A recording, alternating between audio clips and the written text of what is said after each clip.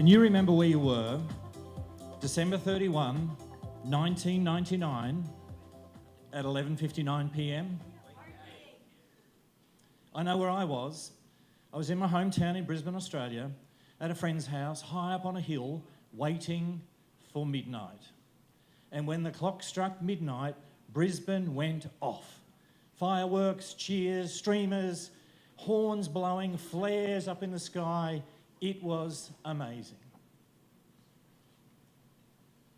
What about this? Can you remember where you were when 9/11 happened? I remember where I was. Again, I was in Brisbane, my hometown. I was at the Barden Convention Centre working with a bunch of power generation executives, and I recall we were standing there looking at the big screen television in the corner, watching those planes crash into the towers and then eventually seeing them fall to the ground. Well, what about this one? This is a little harder. Can you remember where you were on Saturday, the 11th of February, 2011? Thank you, Tom. Well, I know where I was. I was in the backyard at my house in Bunya. And I'm blessed. I live on a large block of land. I have 6,000 square metres. Yeah. Lots of trees. The occasional koala comes to visit. Lots of bird life. It's amazing.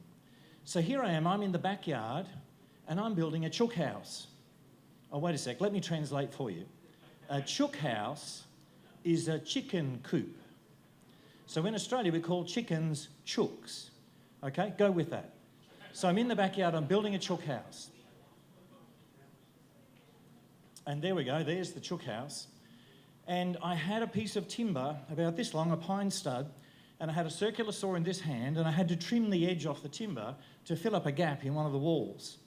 So here I am, sawing along with the circular saw, got about this close to the end of the stud, stopped the saw, changed positions, put my hand behind the saw, and restarted the circular saw.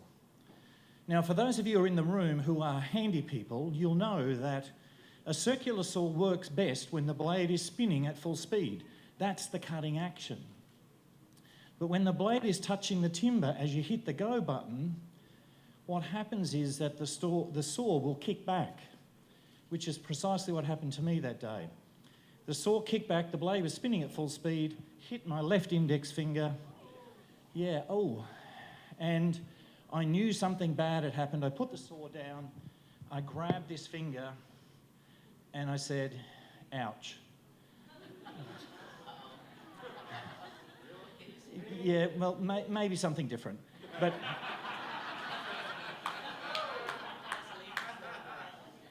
I knew that I had done some serious damage because I've got my finger, my right hand around my left index finger, and I could feel bone pressing into my right hand. And I later found out that I cut the artery, the nerve, the tendon, and the bone. So I put the circular saw down, I grab my finger and I run towards the house, calling out for my wife, Debbie! And I run and I get to the kitchen and I'm leaning over the kitchen sink, bleeding into the sink. And Debbie comes out, she says, what's wrong? What's wrong? And I said, I've cut myself real bad. We need to wrap it up. Go get something. I love my wife. She came back with a diaper. I said, darling, that's not going to work.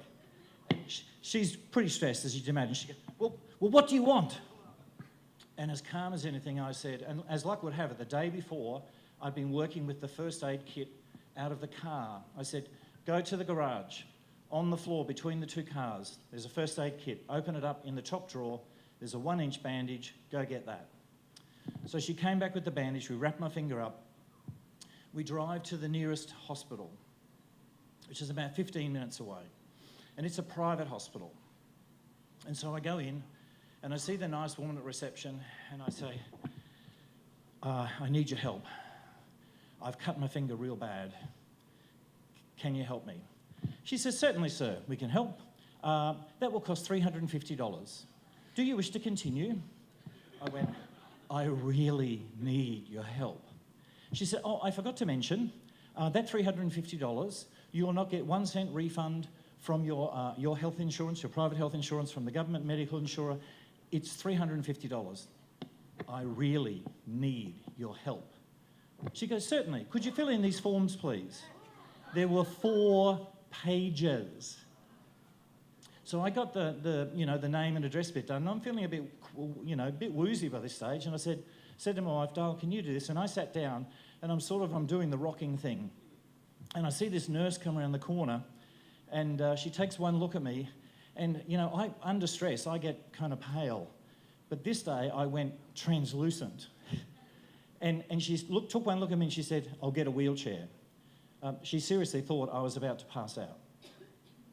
And so they wheel me into the emergency ward, and a nice young doctor comes and sees me, stabilises my finger, washes it out, puts in a nerve block, and he says, man, you've done a good job. I said, oh, thank you very much. He said, look, I'm going to have to do a ring around to see if I can get a doctor to operate on this. This is Saturday. We don't do operations on Saturday. And I went, sure. 20 minutes later, he comes back, and he said, look, I've got a guy. He's willing to come in at 1:30 tomorrow to operate on your finger. Is that okay? I went, sure. So he wraps up my finger, puts it in a cast. They wheel me into the ward. I spend overnight. 1:30 the next day, they wheel me into the operating theatre. And this nice young nurse says, Mr. Adams, welcome. I am, you're lucky. And I'm thinking, really? She goes, yes, you're lucky. I came in specially for you. You're the only person being operated in this whole hospital today. And I went, wow. And so they wheel me into theatre, knock me out, and then they wheel me back into the room. And I don't know if anyone here's had a general anaesthetic, but, you wake up, you go back to sleep, you wake up, you go back to sleep. And at one stage I woke up, and they wheeled another guy into the room beside me who has clearly had an operation. And I thought I was the only one being operated on in this hospital today. Anyway, fast forward, 6 a.m. the next morning. In sweeps the doctor, Mr. Adams. I have fixed up your finger. I have reconnected the artery, the nerve, and the tendon. I put a steel pin in your finger. Those steel pins will be in your finger for about 8-9 weeks. See me in my rooms next week. And whoosh, he's gone. Round the curtain to the other guy. And I hear him speak to the guy, and he says, you've got a very deep gash in your knee. I've packed it out. We've cleaned it out. You're going to be on crutches for the next 6 weeks. See me in my rooms next week. And he whoosh, sweeps out of the room as quick as he's entered. And me being the relationships guy, I call out through the curtain. I heard the guy's name. Hi, Robert. I'm Lindsay. And I hear this voice from the other side of the curtain. Hi, Lindsay. I'm Robert. And I said, mate, what have you done? And he says, well, I was cutting a sheet of corrugated iron with a 9-inch angle grinder, and I kind of lost control. And the thing kicked back, and it's hit me in the knee, and it took out half my kneecap, and it's gone right down to the bone. Oh, how's your morning tea sitting there? And I said, man, that's terrible. And he said, yeah, you wouldn't believe what I was doing. I said, what's that? He said, I was building a bloody chook house. True story. Now, there is a moral to this story. Buy your eggs at the supermarket.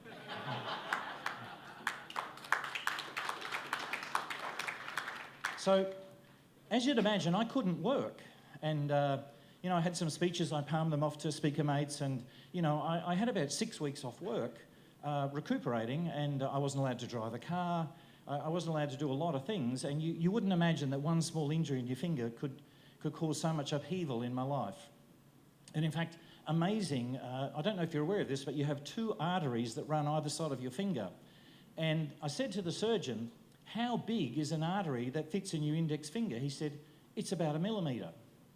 I said, how many stitches do you put in an artery that's about 1 millimetre? He said, 6 or 8. It's as big as a house under the microscope. Like, think about that for a moment. I get the microscope part, but where do you get the needle and thread that's that tiny to put 6 or 8 stitches in your artery? Anyway, so fast forward 6 weeks, my wife comes to me one day and says, are you going back to work anytime soon? I said, finger.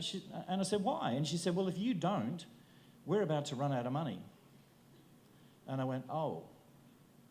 And so what I want to share with you this morning is that some of the things that I did and some of the things I shouldn't have done in rebuilding my business and getting it back on track. And so I want to share with you the 3 mistakes that speakers make that actually stop them getting more referral business. Because referral business is the best, the easiest, the most impactful business we'll ever get. So here we go. Let's have a look at this together. Mistake number 3, confusing networking with selling. You see, how many of you go out networking on a regular basis? Hands up for me. Okay, so I'm seeing more than half of the room. Go out networking to source business. So here's the biggest mistake that people make when they go out networking. They try to sell their services right there and then. Networking is never about selling. Networking is about relationships. And I'll give you a perfect example. I went to a Chamber of Commerce meeting. So it's a meeting of small business owners in my local region. We have about 100 people to show up on a monthly basis. And I meet this guy, he's a printer. And so, you know, I'm a pretty friendly kind of guy. I introduce myself, shake hands, and he says, "So Lindsay, what do you do?" And I said, "Oh, well, I'm a professional conference speaker. I run training seminars and workshops. I coach executives." And, you know, I kind of gave him the rundown. And he goes, "Oh, right." And then he did what I call the networking pounce. He said, "Well, if you run training seminars and workshops, you'll need printing." I said, "Well, as a matter of fact, I do use some printing." And he went, "Great. I can do full colour. I can do binding. I can do perforated pages. I can do hardcovers. I can do black and white. I can do. And he went just all over me trying to sell me his services. And I didn't even really remember his name. So you don't want to be that person. So the first thing, when we go networking, it's all about relationships. So we want to get to know the other people. And we want to ask questions to get them talking. And I believe we need to apply the Pareto principle. You all know what the Pareto principle is, the 80-20 rule. So you talk 20% of the time, you get them talking 80% of the time. So we've got to ask them questions which get them talking. And then we've got to build some trust. And it's a 3-step process. And so the first step is visibility. So how do we get visibility? Well, first of all, you turn up at your PAPS meeting every time there's one to be held. How often are the meetings, Lloyd? How often are your meetings? Monthly meetings. So you've got to make sure that you're at every PAPS meeting so that you're visible. People know who you are and they get to know you so they can refer you. How else do we create visibility? Well, you have a business card. You might have a uniform. I love your PAPS t-shirts, by the way. You may have a corporate uniform. You may have a sign-written car. You might have an office with a sign over the door that says, "Lindsay Adams, amazing keynote speaker." Actually, you probably use your name, but you get the idea. So that's visibility. We've got to be visible. But the next thing is we've got to be credible. And so we have to have credibility. Now, I've got a photo here. These are young men and women from the Surf Lifesaving Association in Australia. Now, in Australia, we have the most beautiful beaches in the world. The most beautiful beaches in the world. Sorry, Lloyd's hard of hearing. The most beautiful beaches in the world. Have a drink. We have some of the most beautiful beaches in the world.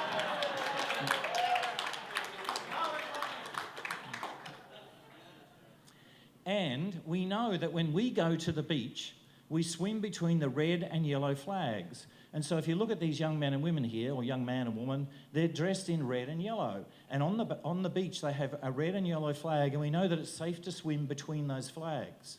Now, in Australia, we know that it's safe to swim there because these men and women have been serving us for over 100 years, volunteering their services every summer to look out for the swimmers who swim in the ocean. Now, they've built up a reputation and built up credibility by being there day in, day out across 100 years of service. So they're credible. So how do you get credibility? How do you become known as a great speaker, as a great trainer, as a great facilitator? Well, you've got to keep your promises. You've got to deliver on what you do. Now, you can earn credibility, and so we do a great job. Someone sees you speak and they go, wow, that's fantastic. That's, great speaker. And so you've earned some credibility. But you can also be given credibility. So let's just walk through how that might happen. Let's say someone approaches me and says, Lindsay, we'd like to book you next Monday fortnight. Are you free? And I go, look, I'm sorry, I'm so popular. I wish. I'm sorry, I'm busy that day. But look, I know a guy. He's a short guy. He's not very handsome, but he's pretty good. Oh, Lloyd, yes, he's here.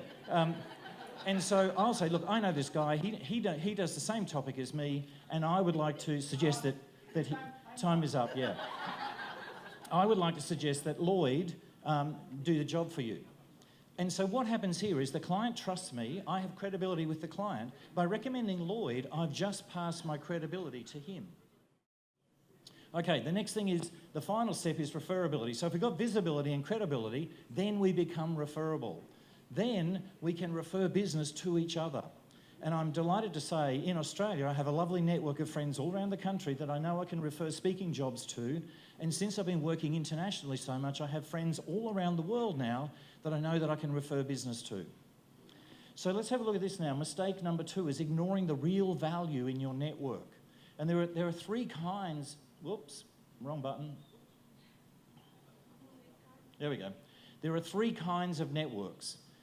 So there's the gurus. These are the people that you go to for information. So there are people in this room, local members, that you know who are more experienced than you, and you go to them for information. And I know my speaking buddies around the world who I can go to tap into and ask questions and learn stuff. And we all learn stuff. No matter how long we've been in the game, we all can learn from each other.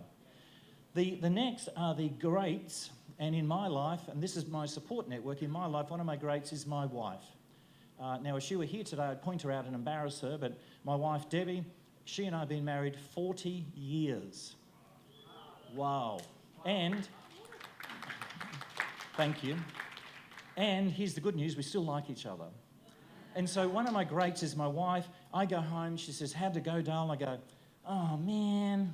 And she goes, there, it's all right. She dusts me off, pumps me up and gets me ready to go out and do the next one. Or when I come home, she says, how'd it go? And I go, it was great. And she goes, yay. She's my personal cheer squad. And then finally, we have the go-tos. And these are the people that we go to refer business to each other. So 3 kinds of networks. But here we go. Now, you've got to be clear on who you want to work with. You've got to be clear on your target market. So you want to make sure that you know who is an ideal client for you.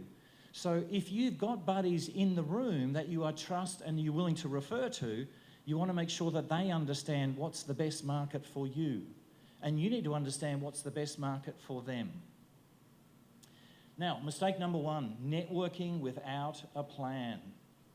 We really got to get smart and get organised. Because there's an amazing saying, and this is one I learnt from my father-in-law, and I'm sure you've heard it before. If you fail to plan, you plan to fail. Exactly. I love my father-in-law. He's now passed on, age 88. He's gone now 2 years. But he was an amazing man. When I met him for the first time, he's such a detailed operator. He was the greatest, one of the world's greatest planners. He led a simple life, and I think if his parents had been wealthy, he would have been a great accountant. He came to me when I got married, and he gave me a set of 5x3 index cards. And he said to me, I have something for you. I said, what's that? And he said, on these index cards, I have noted every doctor's visit your wife has had in her life. And I went, gee, thanks. That'll come in handy. And I shared this story with an audience just recently, and some wit in the audience called out, complete service history. Like I bought an automobile. But this guy, he had a plan for everything. And I have to tell you, morbid topic, but when he passed on, I knew that I could go to the second drawer in the filing cabinet, open up the first divider, and there was all of the details to deal with his funeral. Like, he'd planned it all. So if you don't plan, if you don't figure out where you're going to go in your business and your networking, then you're not going to succeed, I can tell you right now. And so I keep pressing that wrong button. So first thing we've got to figure out is how much business do you want? And as I walked on, I came over here and I brought my little handout, and I have a gift for you, and you're going to have to get in quick. I have here a form which can figure out how many referrals you need. Now, we all know how much we'd kind of like to earn, or do we?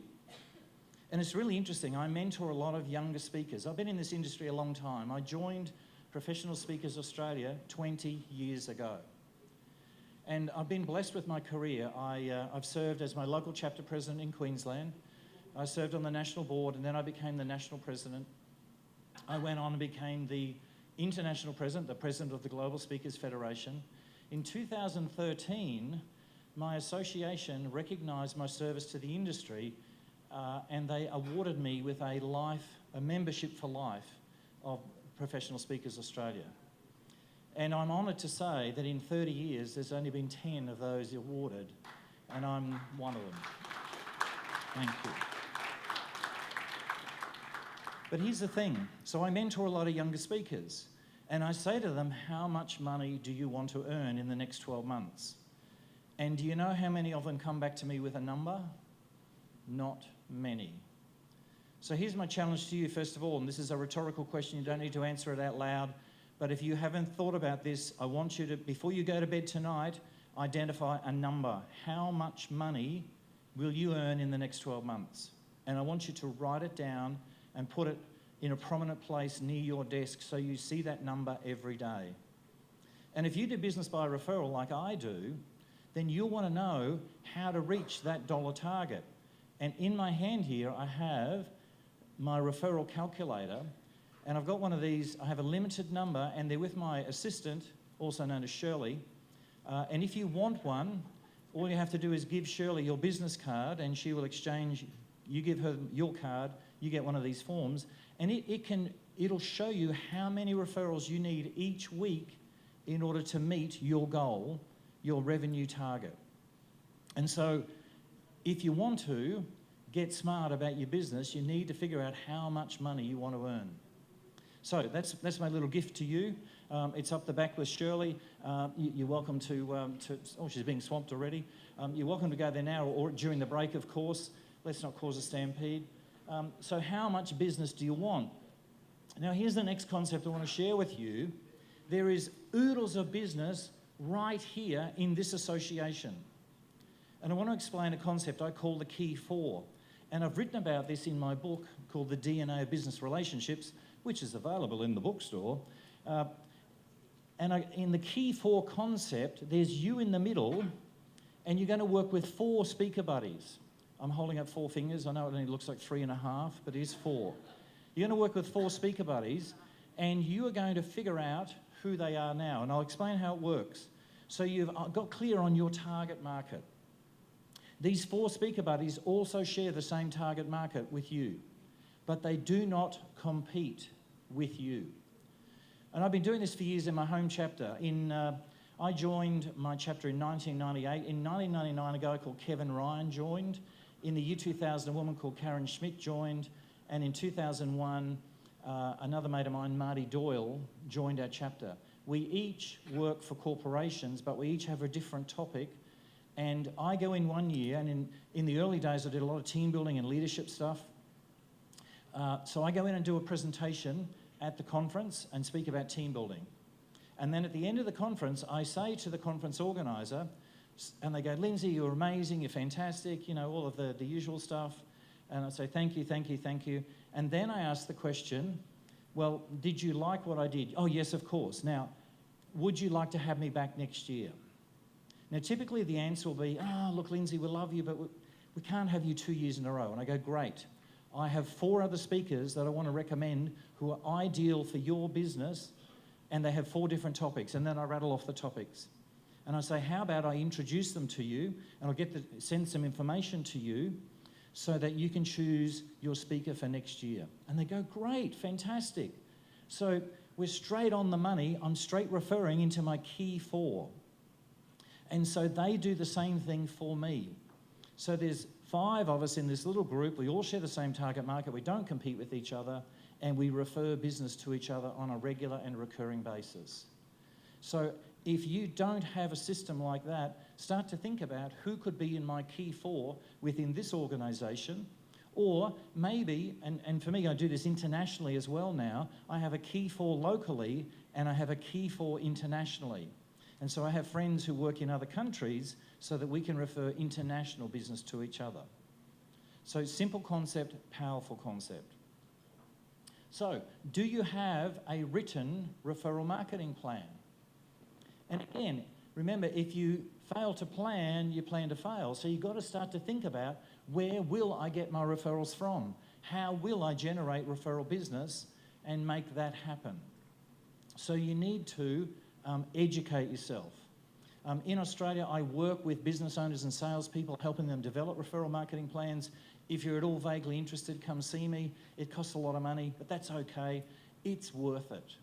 So if you don't have a written plan, take some time out tonight before you go to sleep to figure out, what's my dollar value that I want to earn in the next 12 months, and then how many referrals will I need? You're going to use the referral calculator. Who's going to be in my key four? And then how are we going to make this happen? So by the way, my key four, we meet on a regular monthly basis for a couple of hours to support each other in our business and talk about what's coming and how we can refer each other and identify opportunities as they unfold. So we've got to get smart about this business. And there's oodles of work out there. As Shirley said, you know, it's simply a matter of making the pie bigger. Okay, so if you don't have those resources in place, don't panic. And I have a really simple solution for you. And I've jumped ahead, but that's okay. I thought I had another slide there, which I don't, but I just want to show you my book, The DNA of Business Relationships. So in this book, I go through and help you understand how to get into conversation with someone you've never met before, how to open up the conversation, how to identify your key four, how to work with those key four people. So if you're at all interested, out in the bookstore, it's absolutely gold. There is a limited number. I could only fit a small number in my suitcase because I had to bring my shoe collection and my suit collection with me. Well, I figured that was appropriate, you know, the Marcos. No, it doesn't matter. Tacky joke, sorry. So I want to finish, and I gave the game away, but I want to finish with this slide. And that is not a photo of Elias Canaris. A true story, I used to run a lot of team building exercises. One of the activities I did was I had a bunch of digital cameras. I'd split the teams into groups. Every group had a digital camera, and they had to go out and take photos of things to prove they'd done it. It was kind of a big challenge afternoon. And as a joke one day, I said, be seen swimming naked in the ocean, and I gave it the highest score, thinking that no one would ever do it. This is the first photo. I have others. They're not pretty. But think about this for a moment. Go on, I dare you. You've taken time out of your busy business life to come along here today to make a difference in your speaking career. You've spent money to be here. You've invested to be here to learn something about improving your speaking career. Go on, I dare you. Go back and do something. I cannot tell you the number of younger speakers I've met. They go to convention. I say to them, how was convention? Oh, it was amazing. I learned so much stuff. Great. What have you done since? Oh, well, man, I've been busy. You know, I had to comb my hair. I had to. So they come up with all sorts of excuses for not implementing. So, ladies and gentlemen, the challenge is with you. If you want to make a difference in your career, it's up to you. I cannot do it for you. So, finally, my final slide. If you want to stay in touch, I would love to. There's all my social media stuff. It's been an absolute pleasure and an honour to share some stage time today with you and with my colleagues, and I wish you well in your businesses.